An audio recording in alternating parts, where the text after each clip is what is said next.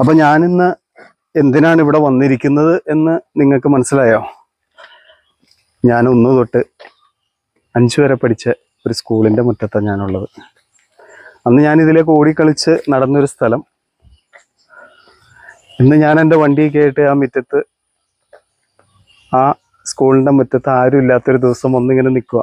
ഭയങ്കര nostalgia feel ചെയ്യുന്നു. ഭയങ്കര കുഞ്ഞു ജീവിതത്തിൽ ഉണ്ടായിരുന്ന ഒരുപാട് മാറ്റങ്ങൾ വന്നു. ഇവിടെയൊക്കെ ഒരുപാട് മാറ്റങ്ങൾ വന്നു.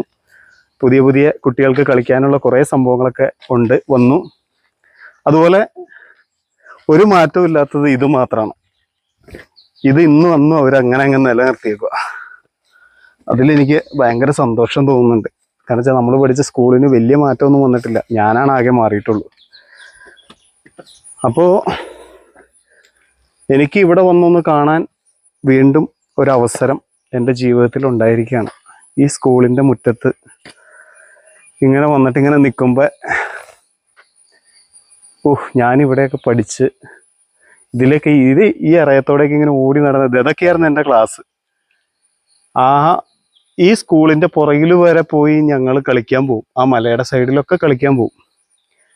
ആ മലയുടെ ബാക്കിൽ കൂടെ ഞങ്ങൾ ഞങ്ങളുടെ സ്ഥലത്തുനിന്ന് ഇറങ്ങി വരുമായിരുന്നു. ഇതൊക്കെ ഒരു വല്ലാത്തൊരു അത്ഭുതമായിട്ട് ജീവിതത്തിൽ എനിക്ക്. ഇത് ഇങ്ങോട്ടൊക്കെ ഒന്ന് കാണിച്ചത്. ഇവിടെ ഈ കൈവേരി ഒന്നും ഇല്ല കേട്ടോ. ഇപ്പോഴത്തെ കുട്ടികൾ നിലത്തേക്ക് ചാടി പോകാതിരിക്കാൻ വേണ്ടിയിട്ടൊക്കെ ചെയ്തിരിക്കുന്ന ഒരു സംഭവമാണ്. അന്ന് കൈവേരി ഒന്നും ഇല്ല. ഇവിടെ വലിയ മാവൊക്കെയാ. ഇഷ്ടംപോലെ പേരയൊക്കെ ഉണ്ട് ഇപ്പോൾ മുറ്റത്ത്. ഇതൊക്കെ പേരയൊക്കെ ഒന്ന് ജസ്റ്റ് കാണാം. പറക്കണ്ട, കുട്ടികൾ കഴിക്കട്ടെ. അപ്പൊ അവിടെ ഒന്നും മാറ്റമില്ല. ചുറ്റുമതിലും കാര്യങ്ങളൊക്കെ ഉള്ളു. വേറെ ഒന്നും മാറ്റമില്ല. ഇഷ്ടംപോലെ പേരയ്ക്ക കിടപ്പുണ്ട് കേട്ടോ. വലിയ പേരയ്ക്ക. പക്ഷെ നമ്മളൊന്നും പറിക്കുന്നില്ല. കാരണം നമ്മുടെ കുട്ടികൾ, ഞാനൊക്കെ ആ സമയത്തൊക്കെ ഭയങ്കര കഷ്ടപ്പാടായിരുന്നു കേട്ടോ. ദുരിതം എന്ന് വേണമെങ്കിൽ പറയാം. അങ്ങനെയൊക്കെ ഉള്ളൊരു ജീവിതമായിരുന്നു. അന്ന് പേരയ്ക്കൊന്നല്ല, എന്ത് കിട്ടിയാലും പറിച്ച് തിന്നുന്ന ഒരു പ്രായമായിരുന്നു. എന്തായാലും എനിക്ക് ആ ബെഞ്ചിലൊന്ന് പോയിരിക്കണം. അതിന് വേണ്ടിയിട്ട് ജസ്റ്റ്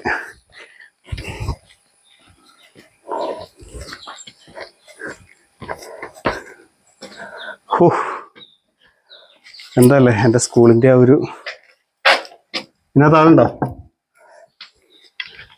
അവിടെയൊക്കെ കയറി ഇരിക്കാൻ എനിക്ക് തോന്നുന്നു. അത്രത്തോളം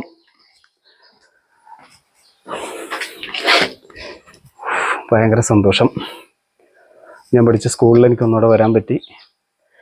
പറഞ്ഞുതരാം. മലയോര ഗ്രാമമായിട്ടുള്ള മാമലക്കണ്ടം എന്ന് പറയുന്ന ഒരു കൊച്ചു ഗ്രാമമാണ്. ഇന്ന് ടൂറിസ്റ്റ് പ്ലേസിലേക്ക് കുറച്ചുകൂടെ ആളുകൾക്ക്, കേരളത്തിലുള്ള എല്ലാ ആളുകൾക്കും അറിയാം മാമലക്കണ്ടം എന്താണെന്നുള്ളത്.